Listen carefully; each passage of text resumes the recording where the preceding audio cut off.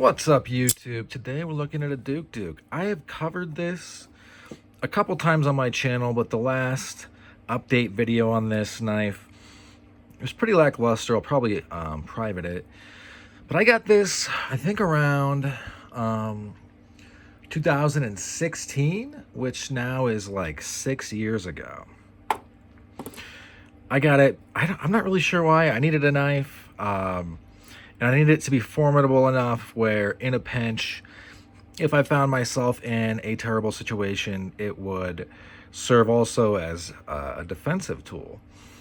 Although I don't really mean immediate defense, like, oh, I pull it out and I am suddenly a Mortal Kombat character.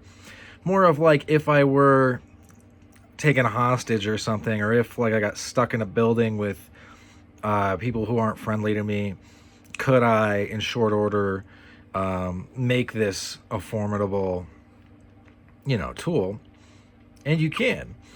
The knife, in and of itself, is fairly nondescript.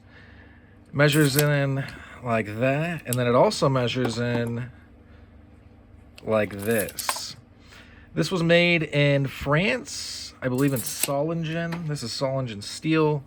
This is fairly used.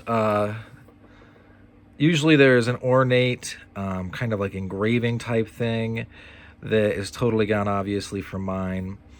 It does patina. I will say that it keeps a edge fairly well, and I use this regularly. I've also used it as a pack knife on and off. And you can see it really hasn't lost that much blade. This is a convex grind. They do, press it up against a stone that is circular so that you get the two, kind of like this. It ends up looking like, sorry, I should have drawn something. This is the Polynesian god of doom, I believe. You can see that I really have used this. I'm not just saying it.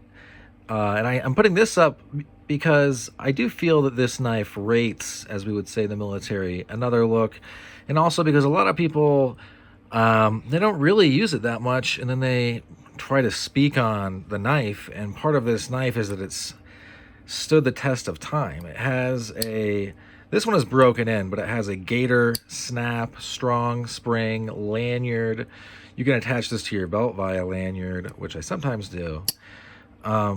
And if you were in a terrible situation, you simply pound this closed and this becomes a fixed blade.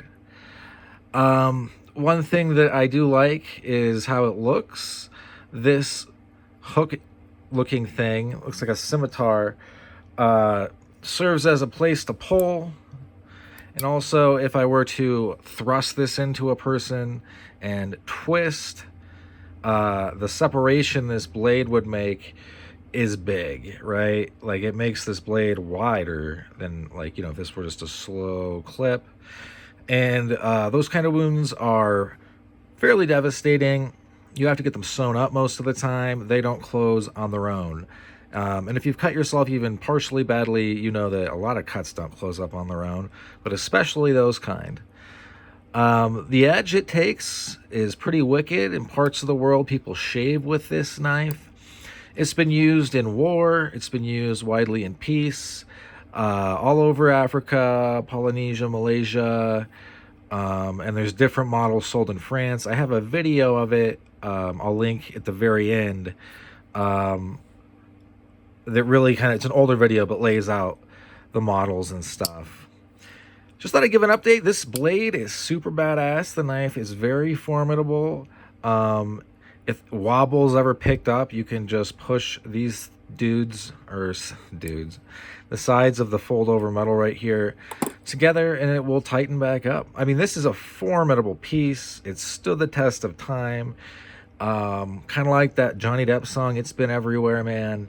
And it's like a legend, really.